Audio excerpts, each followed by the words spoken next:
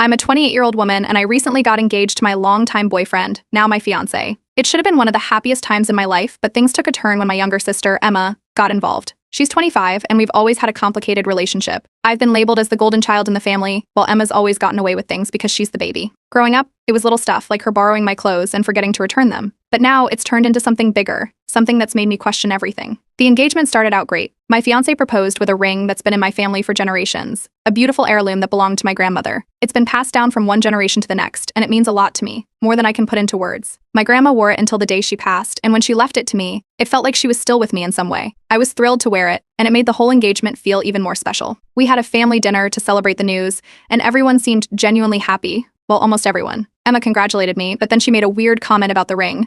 She said, "It's nice, I guess, but I always thought something bigger would suit you better." It felt like a backhanded compliment, but I brushed it off. Emma's always had a knack for saying things that leave a sting. I didn't think too much of it at the time. But over the next few weeks, she kept bringing up the ring. At first, it was just casual comments like, "It's really pretty. Can I see it again? Or do you think it's too old-fashioned?" Then she started asking if she could try it on, saying she just wanted to see how it looked. I laughed it off the first couple of times and said no, but she kept asking. It was weird, and it started making me uncomfortable, so I tried to keep the ring out of sight when she was around. Fast forward to a Sunday dinner at my parents' house. It was one of those big family gatherings with my parents, Emma, my fiancé, and a few other relatives. We were in the kitchen cleaning up after dinner, and I took off the ring and set it on the counter so I could help with the dishes. I remember thinking I'd put it back on in just a minute, but when I turned around to grab it, the ring was gone. At first, I thought maybe I'd knocked it over or it had rolled somewhere. I spent the next 15 minutes searching every inch of that kitchen, under the table, behind the toaster, even inside the sink drain. My mom joined in, and then my fiancé, but no one could find it. That's when I noticed Emma. She was standing off to the side, looking down at her phone, barely glancing up as the rest of us tore the place apart.